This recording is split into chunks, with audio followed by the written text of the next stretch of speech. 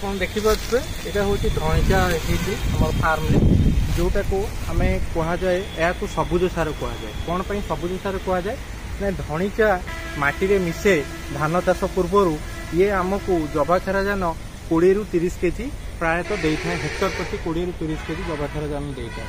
ଏଇଟା ଆମର ପ୍ରାକୃତିକ ଉପାୟରେ ଯବାକ୍ଷାରଜାନ ମିଳିଥାଏ, ତେଣୁ ଏହାକୁ ସବୁଜ ସାର କୁହାଯାଇଥାଏ। ତେଣୁ ଆସନ୍ତୁ ଆକୁ କେମିତି ଆମେ ଚାଷ କରିବା ନା ଧଣିଚା ଚାଷକୁ ଆମେ କରିପାରିବା ଦୁଇ ପ୍ରକାର ଆମର କରାଯାଏ। ବୁଣା ଧାନ ପାଇଁ କରାଯାଇଥାଏ, ଆଉ ଗୋଟେ ରୁଆ ଧାନ ପାଇଁ କରାଯାଇଥାଏ। ଏଥିରେ ଆପଣଙ୍କର ହେକ୍ଟରକୁ 25 କେଜି ମଞ୍ଜି ଦରକାର ପଡ଼ିଥାଏ। ଆମେ 25 କେଜି ମଞ୍ଜି ବୁଣିଦେବା।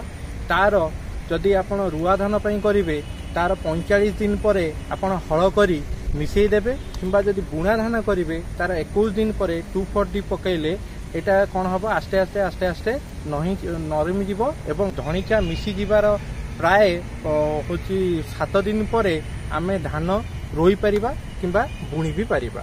ଧନ୍ୟବାଦ।